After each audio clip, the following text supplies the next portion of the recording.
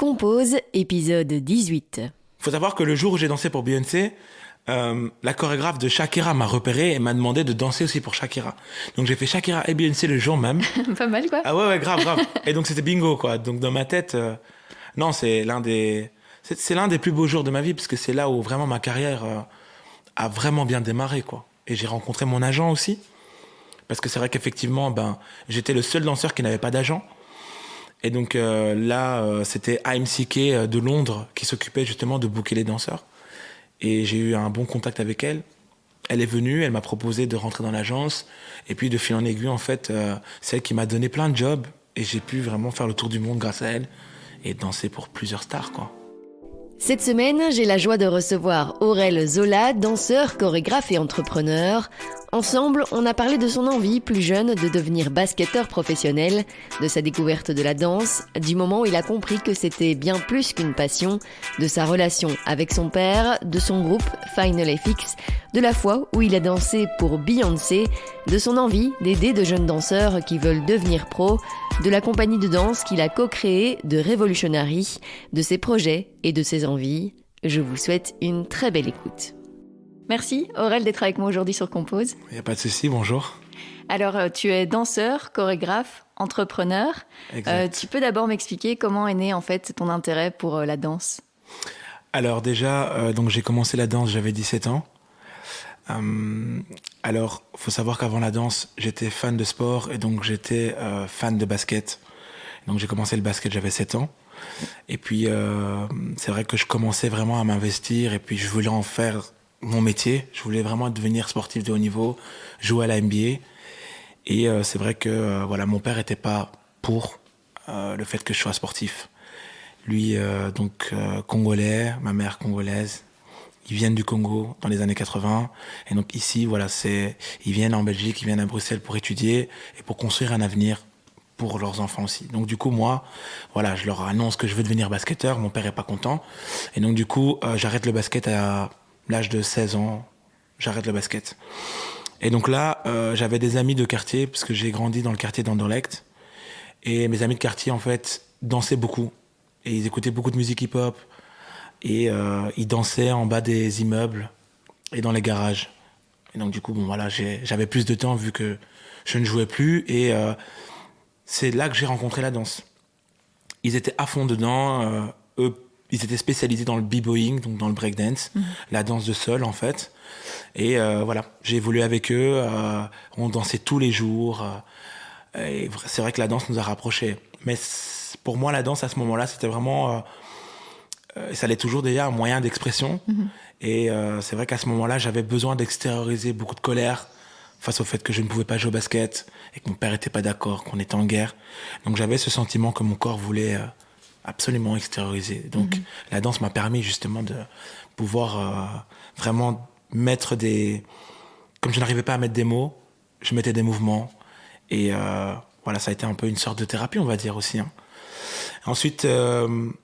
j'ai grandi avec eux et puis au final ils m'ont dit écoute, on pense vraiment que t'as un truc, peut-être pas le b-boying, peut-être pas ton truc parce que t'es trop grand, etc. Mais t'as un truc dans la danse.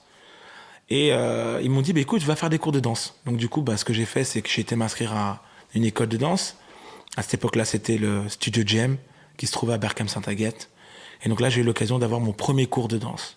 Donc c'est la première fois que je suivais une chorégraphie. Et ça m'a beaucoup plu en fait, ça m'a beaucoup plu. Je suis resté là dans cette école pendant 3-4 ans. Ça m'a permis d'avoir des spectacles de fin d'année comme toutes les écoles de danse où chaque année tu te retrouves devant le public de la famille, etc. Et donc j'aimais bien cette sensation d'être sur scène et de pouvoir partager un peu ma passion avec le public et de ressentir justement ce public qui applaudit. J'aimais beaucoup ça. Et donc après ça j'ai évolué dans le milieu de la danse. Et te produire sur scène comme ça après les cours ou dans la rue avec ton groupe d'amis au début, tu ressentais la même chose ou c'était une sensation différente? C'était une sensation différente d'être avec les potes ou même de suivre un cours. C'était une sensation différente. C'était plutôt, on va dire, un partage de eux à moi, vraiment un partage humain. Et puis une fois que tu es sur scène, en fait, c'est vraiment le moment où tu performes. C'est vraiment tous ces moments où tu t'es entraîné pendant des heures et c'est un instant, mais c'est magique, quoi. Et je pense que oui, c'est sur scène et c'est le public qui change tout. Et donc, c'est l'adrénaline. Parce qu'on peut être là avec les potes s'entraîner, il n'y a pas forcément d'adrénaline. Et puis, quand tu es devant un public, l'adrénaline et ce truc-là, c'est magique. Et tu te formais dans quel type de danse à ce moment-là? Tu préférais faire quoi? À ce moment-là, donc, quand j'ai décidé de suivre les cours de danse, je me suis formé en danse debout. Donc, vraiment dans le hip-hop. Et à l'époque, on appelait ça encore comme ça, mais c'était le new style. Donc, c'était l'évolution du hip-hop. C'était des chorégraphies un peu sur les sons, comme on voyait dans les clips américains, comme Usher, Chris Brown, Beyoncé, etc. Donc, c'était vraiment ça. Et puis, j'ai voulu me spécialiser vraiment à fond dans la culture hip-hop. Donc, j'ai appris vraiment les danses de base, qui est le popping, le locking, la house dance et le hip-hop, en fait, vraiment. Et donc, du coup, voilà. Tout ça, ça a permis on va dire, de nourrir ma danse. Et ça m'a donné mon propre style, quoi. Et à ce moment-là, tu t'imaginais en faire un métier ou c'était plus une passion? Au début, c'était vraiment une passion. Et j'ai compris que c'était un peu plus quand il fallait payer les cours de danse et que mes parents ne voulaient pas payer mes cours. Et que donc, je me suis dit, soit j'arrête, soit je me débrouille pour avoir l'argent. Mm-hmm. Et donc, j'ai commencé à enchaîner des petits jobs étudiants. Mais moi, c'était pas pour moi perso, c'était vraiment pour mes cours de danse, quoi.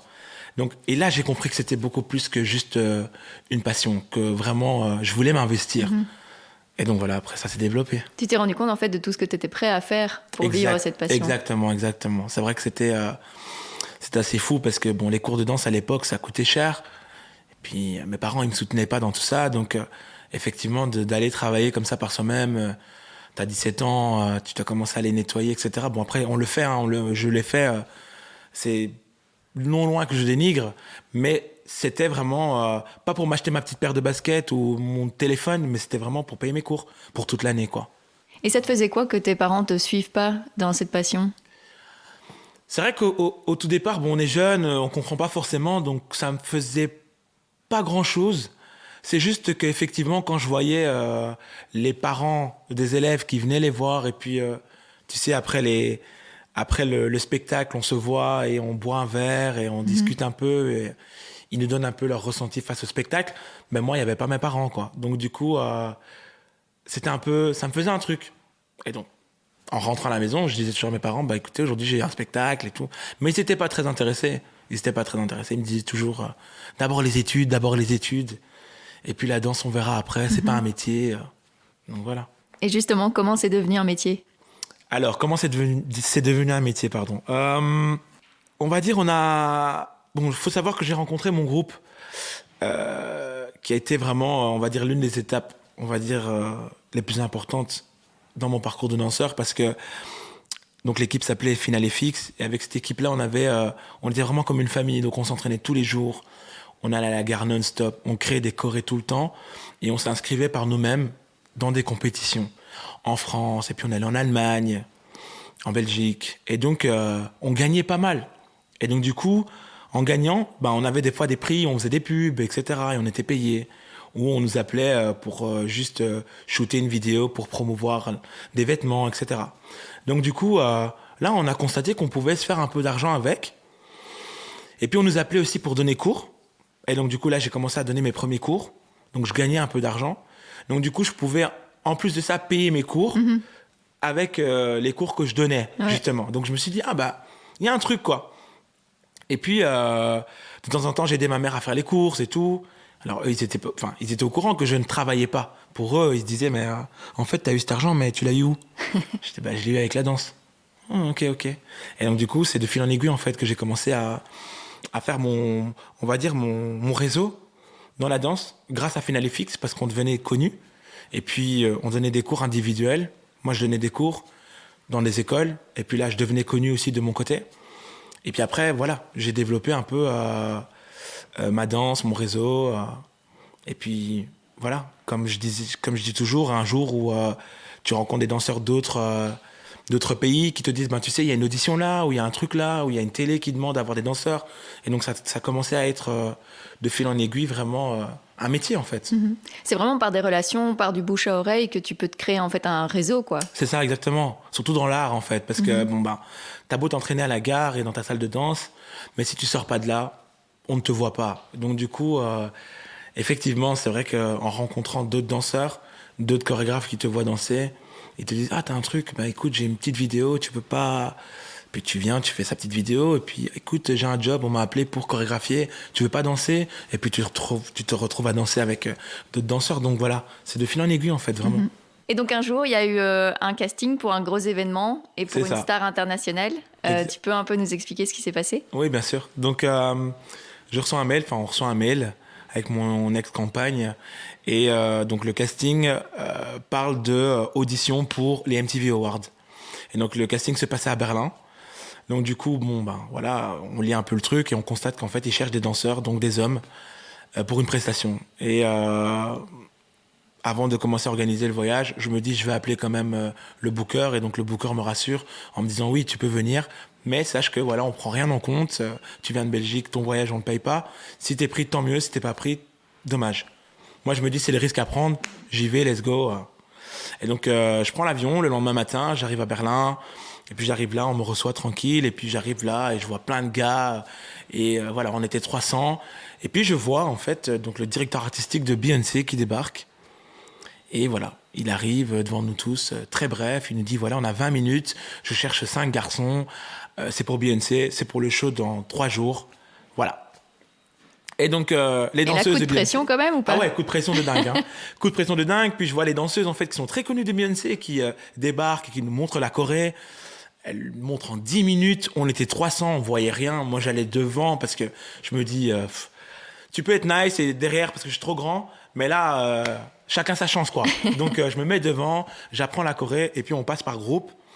Et puis, à un moment donné, je passe et puis ils me mettent sur le côté. Et puis, à un moment donné, ils en mettent d'autres. Et puis, à un moment donné, ils disent, bon, bah voilà, pour le reste, merci à vous d'être venus, ciao.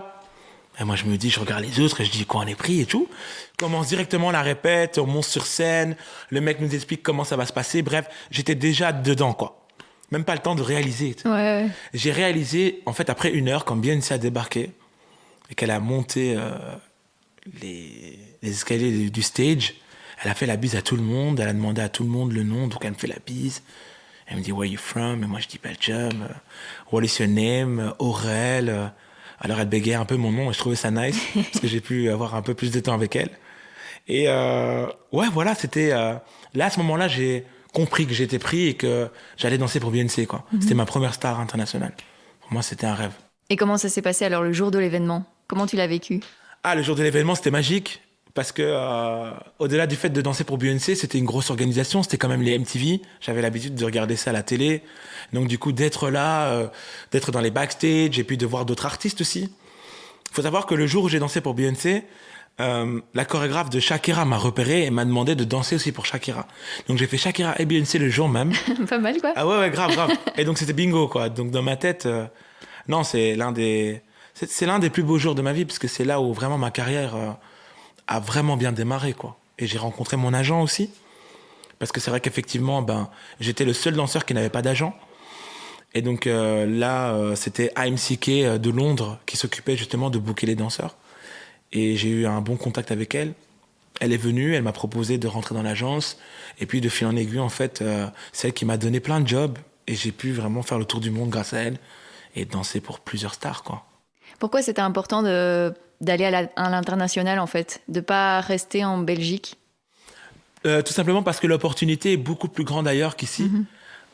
Ici, c'est vrai que les portes sont limitées, surtout quand tu veux danser derrière des stars comme Beyoncé, par exemple. C'est vrai qu'en Belgique, c'est très difficile et les connexions ne se passent pas ici. Elles se passent plutôt là-bas. Et donc, ce que je ne savais pas, en fait, mais c'est beaucoup Londres. Et Londres, c'est vraiment le pont entre l'Amérique et vraiment... Par exemple, Beyoncé peut venir avec ses danseuses, ses 5 danseuses, mais ils vont se dire, OK, il nous faut 10 garçons, ça va nous coûter moins cher si on prend des danseurs européens, donc on fait appel à AMCK, et donc du coup, AMCK boucle les danseurs. C'est toujours comme ça que ça se passe. Il y a une moitié américaine et puis une moitié, on va dire, européenne. Et donc après, grâce à cette agence, tu as pu danser avec qui? Donc grâce à cette agence, après, j'ai pu danser avec. J'ai fait la tournée européenne de Rihanna, promo tour. J'ai fait la tournée promo tour de Black Eyed Peas, de will.i.am, de Pharrell Williams, de Ariana Grande, de Miley Cyrus, de Keisha, de Leona Lewis, de Akon. Stromae, bon, c'est en Belgique par contre, ça. J'ai fait Stromae et puis ouais, c'est à peu près ça.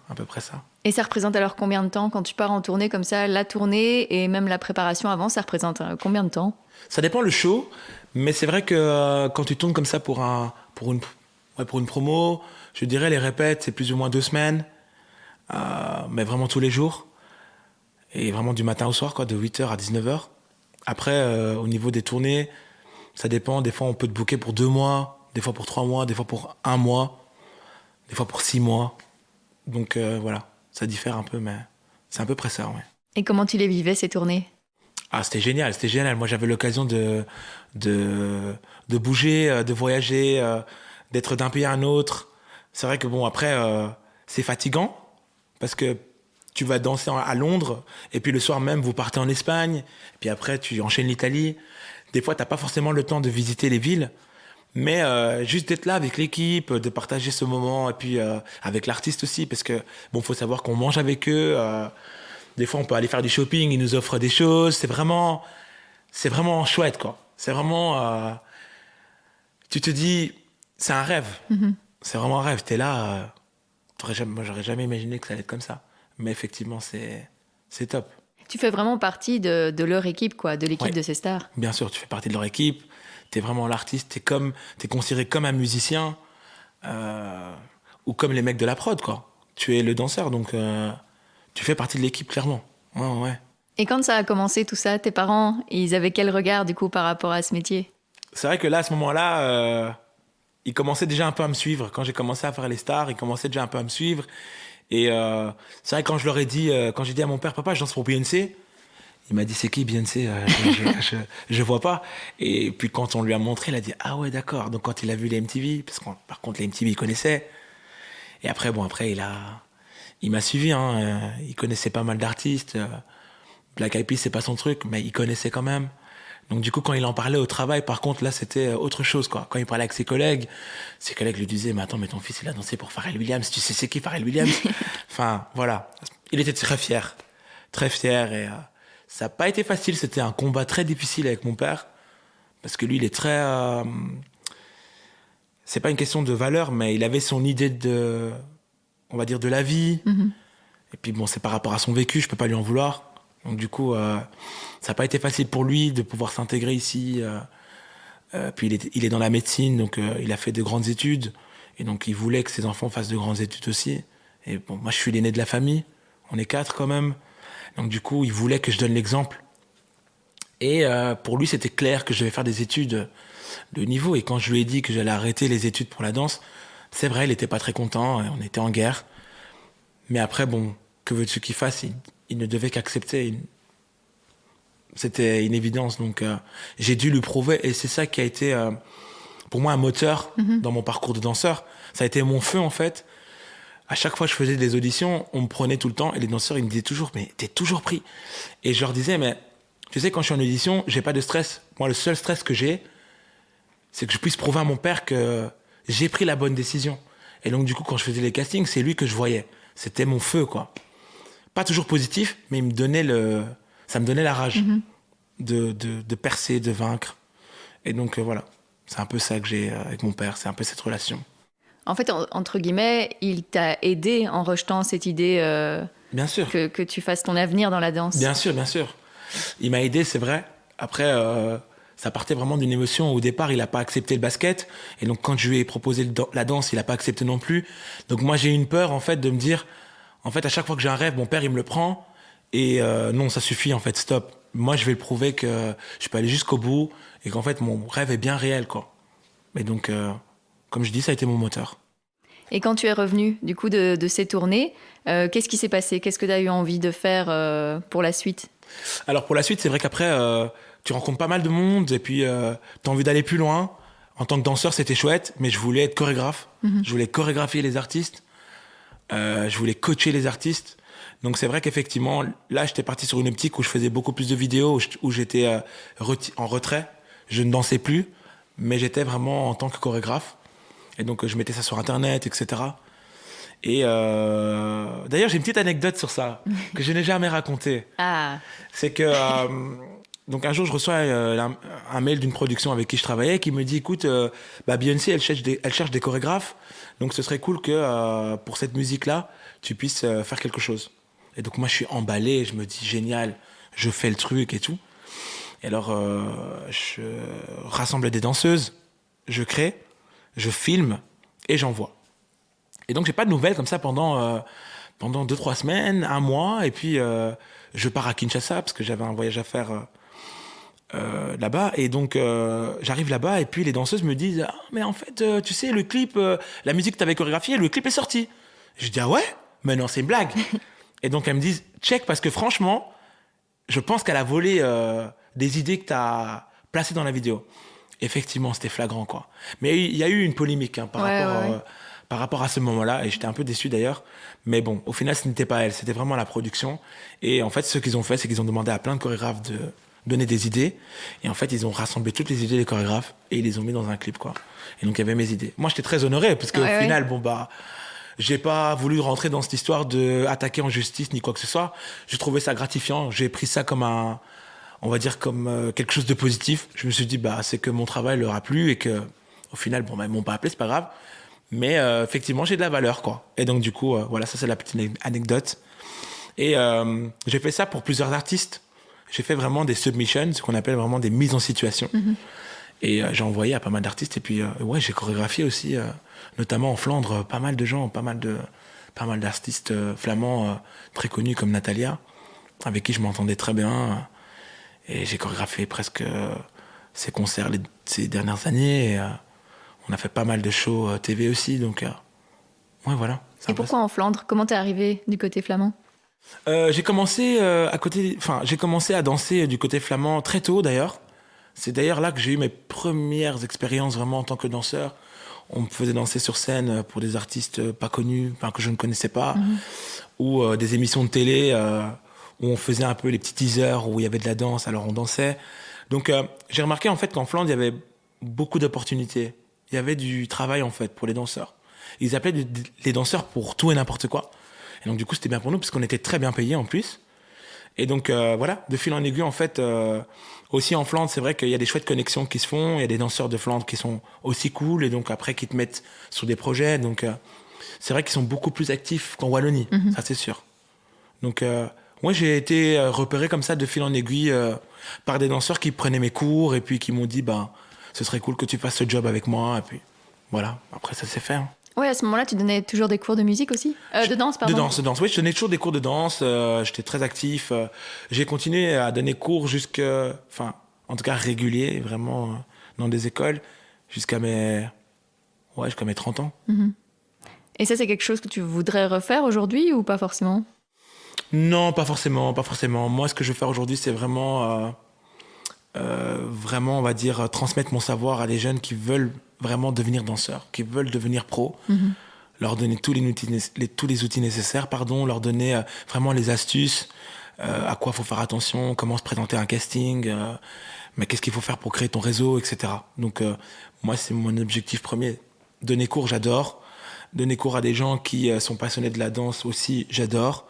Mais c'est vrai qu'effectivement, de donner cours régulièrement, comme ça m'a un peu frustré au final, parce que je venais, et puis les élèves, des fois, ils venaient pas, et puis même si mon cours était très populaire, mais je voyais que j'avais envie d'enseigner plus, que juste des pas, que juste des steps, et voilà. C'est comme ça que j'ai décidé de mettre ça un peu de côté, et puis voilà. Et pourquoi c'est important d'aider les jeunes artistes? Parce que pour moi, c'est important d'avoir les bonnes informations pour perdre le moins de temps et surtout d'atteindre ton but. Parce que on sait que le milieu artistique et le parcours de danseur, c'est pas facile. J'ai mes jeunes que j'encadre aujourd'hui qui ont entre 16 ans et 30 ans. Et même ceux qui ont, on va dire, 26, 25 ans qui devraient être actifs dans le milieu de la danse, bah, ils ont un peu du mal, quoi. Et donc, du coup, c'est eux que je veux aider aujourd'hui, tu vois. C'est eux qui ont besoin, justement, des infos. Et puis, j'ai énormément de connexions. Donc, je les aide aussi et je les connecte, justement, avec Londres, avec l'Espagne, avec l'Italie. Et ça leur permet, de faire aussi leur parcours. Donc, pour moi, c'est important de le faire, de partager, en tout cas. Et du coup, c'est gratifiant quand tu vois que ça aide, les conseils que tu donnes? Bien sûr, bien sûr. Bien sûr. Vraiment, je vois mes jeunes aujourd'hui qui dansent pour Daju, pour Taiki, ils font des clips vidéo, enfin, ils m'appellent non-stop. Ah, j'ai été appelé par Kip Cudi et tout. Donc, pour moi, c'est gratifiant parce que je les ai vus, ils avaient 6, 7, 14 ans. Donc, et aujourd'hui, je les vois, ils sont là sur scène. Bien sûr, ça me fait un truc, c'est sûr. Et comment ça se passe en fait? Enfin, tu donnes des formations ou c'est un peu plus informel comme ça? C'est ça, je donne des formations. Ouais. Donc avec Max de Book, qui est mon partenaire, on a créé donc la compagnie de danse qui s'appelle The Revolutionary. Et à travers Revolutionary, à la base, avant que ça existe, on a voulu créer justement un cadre de formation, on va dire. Parce qu'on voyait que les jeunes avaient faim, avaient besoin d'informations, avaient besoin que des coachs soient là à côté d'eux et les développent vraiment. Parce que en cours de danse, tu as le prof et puis tu as plein d'élèves. Et en fait, on montre les pas, on peut te corriger de temps en temps, mais on n'est pas fixé sur toi. Ouais. Et là, on a vraiment ce truc où on a 15 membres et on a vraiment une analyse sur chacun d'entre eux et on les forme vraiment, on leur donne leurs lacunes, leurs points forts, on développe leur identité, on essaye de leur faire comprendre, de connecter l'émotion avec la danse, avec la musique, de connecter leur histoire avec leurs mouvements, etc. Donc c'est vraiment ça. Et on est vraiment dans un cadre de formation, autant dans le développement personnel que dans le développement professionnel aussi. Et c'est ouvert à tous? C'est ouvert à tous, tout âge. Et le seul point commun, c'est que tu dois être passionné et te dire, OK, moi, la danse, c'est ma vie, quoi. Je veux en faire mon métier. En plus de ça, en plus de tout ça, tu es aussi entrepreneur. Tu as créé donc Vélocom. C'est ça. Tu peux d'abord nous expliquer ce que c'est? Donc Vélocom, donc, c'est une start-up que j'ai créée maintenant il y a 5 ans. En fait, Vélocom, c'est très simple. C'est des vélos qui font de la publicité.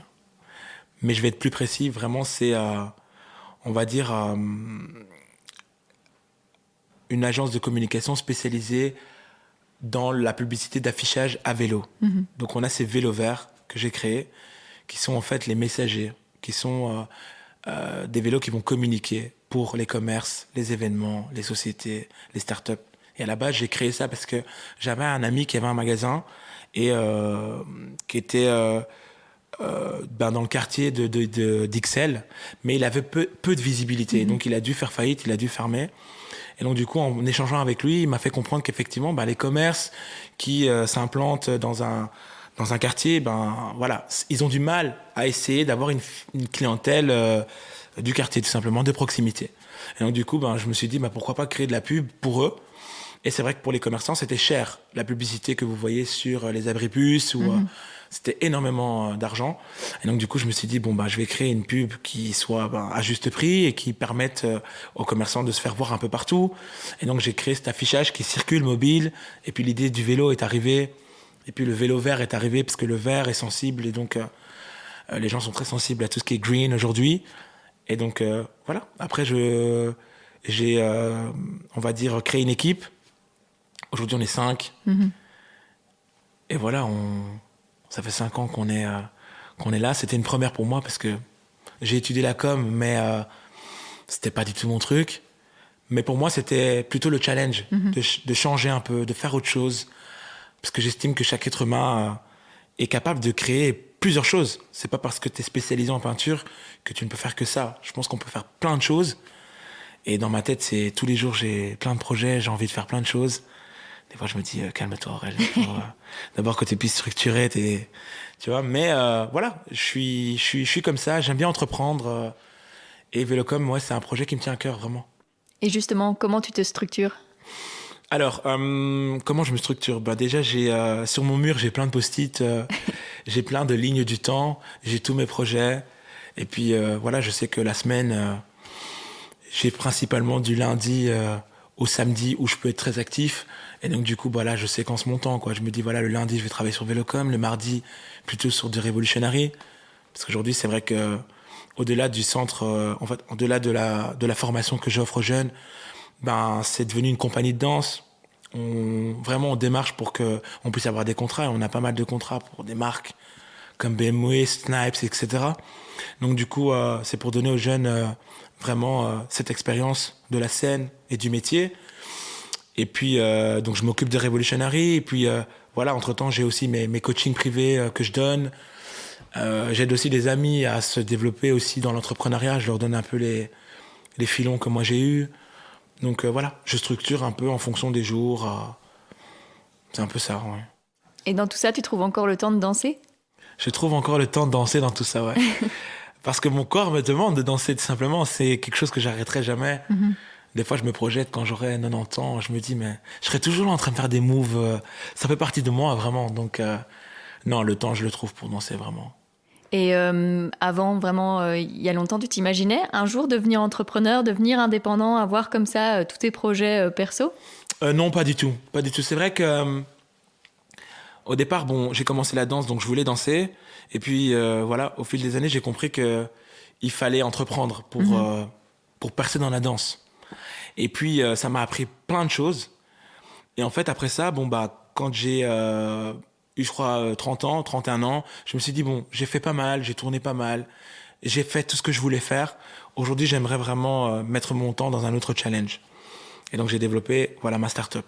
Et donc, au final, en fait, le fait d'avoir entrepris ma carrière, ça m'a permis, en fait, d'avoir déjà une certaine structure, une certaine logique. Et donc, ça m'a permis de développer mon projet. Même si j'étais encadré par des on appelle ça des guichets d'économie locale. Ils m'ont vraiment encadré, ils ont encadré mon projet, etc. Ils m'ont appris aussi beaucoup de choses parce que, bien sûr, il y avait beaucoup de choses que je connaissais pas. Donc, du coup, voilà, effectivement, c'est vrai que j'aime entreprendre. Vraiment, j'aime entreprendre et voilà, c'est quelque chose que je pense que je n'arrêterai jamais. Plus tard, je crois que j'investirai dans des projets, dans la jeunesse, etc. Ouais. Et ça te fait quoi d'ailleurs d'être ton propre boss ? C'est à la fois stressant et à la fois ça me plaît. Ça me plaît parce que j'ai pas de pression. Mais c'est stressant parce que le matin, tu dois te lever. Le matin, tu dois... c'est une autodiscipline, quoi. Et comme je l'ai dit, c'est vrai que je l'ai appris aussi avec la danse. Les gens disent toujours, ouais, mais les danseurs, ils peuvent dormir quand ils veulent, se réveiller quand ils veulent. C'est vrai, mais quand tu veux percer, tu dois te lever très tôt le matin, tu dois être actif, tu dois faire du sport parce que ton corps doit être bien pour être présentable pour les agences, etc. Donc, tu as déjà une certaine routine. Donc, du coup, c'est vrai qu'effectivement, être entrepreneur, c'est stressant parce que tu dois t'organiser au mieux, même dans les finances. Tu peux très bien gagner à un moment et puis très mal gagner à un moment aussi. Donc, c'est comment tu gères, en fait, ta vie aussi. Et donc, du coup, ouais, c'est... Moi, je trouve ça cool d'être son propre boss. Moi, j'aime bien. Et si on te disait, demain, tu repars pour une tournée de 6 mois, tu saurais le faire avec tous les projets que tu as à côté ? Non, je le ferai pas. Je pense que quand j'ai eu 31 ans, je me suis parlé à moi-même et je me suis dit... j'ai eu des demandes pour tourner il y a pas longtemps. Il y a 2 ans, on m'a appelé pour tourner pendant 1 an pour Rita Ora. On m'avait proposé d'aller, de me présenter, etc. Et voilà, j'ai refusé. Pas parce que... ça m'intéressait pas, mais c'est juste parce que mon projet que j'avais, qui était Vélocom, devenait ma priorité. Et donc, du coup, voilà, je me suis dit, tu as déjà fait, focus sur autre chose. Et voilà, c'est un peu ça. Mais il y a des artistes avec lesquels tu rêverais encore de danser ? Bien sûr, bien sûr, bien sûr. J'aimerais déjà chorégraphier, parce que ça, c'est vraiment quelque chose que j'aime faire. De voir un peu ma création sur un artiste et puis sur des danseurs et sur scène, c'est quelque chose de très gratifiant. Et aujourd'hui, oui, bien sûr, il y a des artistes comme Chris Brown, Usher, tous ces artistes qui m'ont suivi dans mon parcours de danseur. C'est vrai que j'écoutais beaucoup la musique d'Usher, la musique de Chris Brown, et donc je me disais, vraiment mon rêve ultime, ce serait de danser pour eux, quoi. Je les ai attendus en Europe, mais quand eux ils viennent en Europe, ils ont toute l'équipe déjà. Tous les danseurs sont déjà bookés. Il y a pas d'Européens. Donc à chaque fois, c'est en mode shit. Mais voilà, ce serait vraiment mon rêve de danser ou de chorégraphier pour un Usher ou pour un Chris Brown, parce que c'est en lien avec mon parcours de danseur, vraiment. Et tous les jeunes que tu as en formation, justement, ils connaissent ton parcours de danseur, ils savent que tu as dansé pour Beyoncé, will.i.am, Pharrell Williams, etc. Et ils se projettent, enfin, ils aimeraient être toi. Ils aimeraient, c'est vrai. C'est vrai que, bon, il n'y a pas si longtemps que ça, ils ont su qu'effectivement, j'ai dansé pour autant de stars. Ils ne le savaient pas, parce que ce n'est pas quelque chose que je prône et que je dis. Mais c'est vrai qu'ils sont ils sont inspirés. Ils sont inspirés. Et puis que quand je leur donne des conseils, ils comprennent que j'ai un vécu derrière et que j'ai de l'expérience et qu'ils doivent écouter ce que je leur dis. C'est une information garantie. Donc voilà, c'est comme je disais, ils sont très inspirés. Ils me disent souvent, franchement, tu nous inspires avec ton parcours. J'aimerais avoir le même. Et moi, je leur dis non, j'aimerais que tu sois mieux que moi. J'aimerais que tu ailles plus loin que moi. Vraiment, je dirais, c'est pour moi en tant que danseur, d'avoir eu une telle carrière. C'est la satisfaction, on va dire, ultime en tant qu'artiste. Ouais. Quel conseil tu donnerais de manière générale aux jeunes danseurs ? C'est le conseil que je donne toujours, c'est déjà de jamais abandonner, parce que le chemin est très long et il peut être très difficile. Donc, dans la galère, il faut savoir que cette galère, c'est quelque chose qui va vraiment leur permettre de grandir en tant qu'artiste, en tant qu'être humain. Donc, de ne jamais abandonner, même s'il y a des obstacles, de toujours continuer.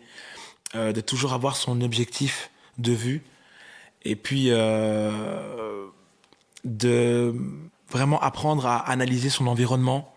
C'est très important en tant qu'artiste de pouvoir comprendre que d'avoir un réseau, c'est important, d'avoir une belle image, c'est important, d'avoir des belles photos, de belles vidéos, d'entreprendre, d'aller toquer aux portes, d'aller faire connaissance avec d'autres danseurs, d'aller au cours de chorégraphes connus pour se faire remarquer.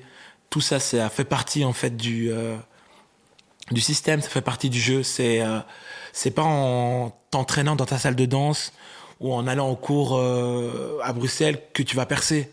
Non, il y a bien plus loin, ça va bien plus loin que ça. Donc il faut vraiment s'entreprendre, se prendre en main, d'avoir un objectif, de structurer aussi son travail. Et je le redis encore, c'est vraiment structuré. C'est vraiment de se dire, OK, moi je veux danser pour Matt Pokora. C'est qui le chorégraphe de Matt Pokora? OK, il se trouve en France. Je vais aller en France.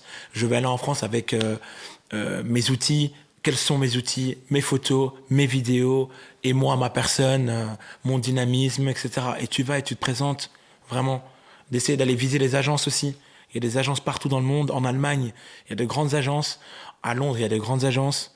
Donc vraiment, de ne pas avoir peur de parler anglais, il n'y a pas de souci. La langue ne doit pas vous arrêter. D'ailleurs, moi, à l'époque, je parlais vraiment pas anglais et j'allais toquer aux portes, quoi. Donc, voilà, il faut foncer, faut avoir son objectif et croire en soi, quoi. Croire en ses rêves, pas abandonner. Il faut essayer, il faut aller, quoi. Vraiment, ça, c'est le message. T'aurais aimé qu'on te dise tout ça, toi de 17 ans ? Oh oui, vraiment. Vraiment, le plus dur, c'est que moi, je ne l'ai pas eu, en fait. J'ai rencontré des gens dans mon parcours qui m'ont dit, c'est vrai que tu as un truc, tu danses bien, tu chorégraphies bien, continue. Mais j'étais jamais au courant des castings. J'étais jamais au courant de comment faire pour arriver là. Et donc, j'ai dû l'apprendre par moi-même. Et effectivement, c'est vrai qu'aujourd'hui, je trouve que c'est une info qui est nécessaire pour les artistes. Parce qu'on n'a pas tous ce même mental. Et c'est vrai, on est tous différents.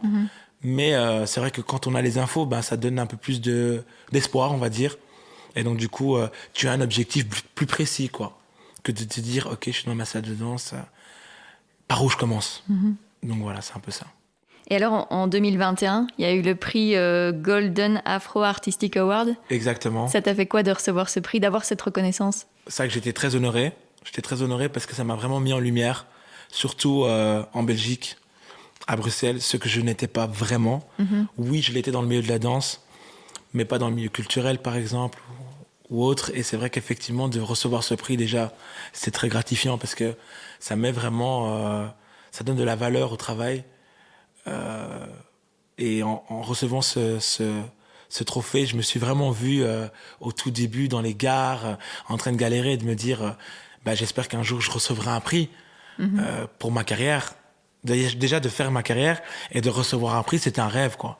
Et donc de le recevoir, vraiment, c'était on va dire un peu l'aboutissement de pas la fin de ma carrière, mais c'est un peu ça, quoi. De se dire, ben voilà, ce trophée, c'est toutes les heures que tu as passées à t'entraîner, toutes les stars que tu as rencontrées et tout le temps que tu as donné à ta passion. Voilà, c'est là. C'est ça, c'est vraiment ça. Ça a permis de montrer que tout est possible? Bien sûr, ça a permis de montrer que tout est possible, autant pour les autres que pour moi-même. Et c'est vrai que c'est très gratifiant, en fait, de recevoir un prix. Ça fait un truc, quoi. Ça fait vraiment un truc. Et je le souhaite à tout le monde, je le souhaite à tous les artistes, d'ailleurs, de recevoir un prix comme moi je l'ai reçu. Vraiment, c'est top. Quels sont tes futurs projets, du coup, toi qui aimes entreprendre? Alors, mes futurs projets, ce serait, dans un premier temps, de continuer avec ma compagnie de danse, de Revolutionary, avec Max The Book et tous les membres, de faire en sorte que ces jeunes que je forme depuis maintenant de nombreuses années puissent percer aussi et puissent eux aussi enseigner. De créer une agence aussi pour les artistes, de créer un système. Et quand je dis un système, c'est de pouvoir faire en sorte que les danseurs soient payés à leur juste valeur, qu'il y ait un barème qui soit imposé, etc. De se battre un peu pour ça. Donc de créer vraiment cette structure comme il y a un peu à Londres et en France. Et puis voilà, de faire en sorte que mes projets comme Vélocom puissent quand même percer, puissent quand même se retrouver un peu partout aussi dans le monde. J'aimerais vraiment.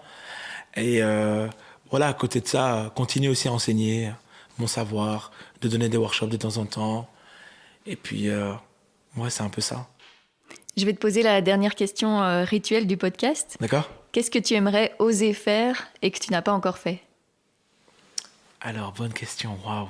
Ça peut être aussi bien personnel que professionnel. Je pense que dans un futur, j'aimerais aller vivre à l'étranger. J'aimerais aller vivre à l'étranger. Pourquoi pas recommencer, mais pourquoi pas apporter mon savoir à d'autres personnes, à une autre culture. Ouais, c'est peut-être ça. Peut-être aller à Kinshasa aussi, pour peut-être aussi créer une structure pour les danseurs, parce que je sais qu'ils en ont besoin.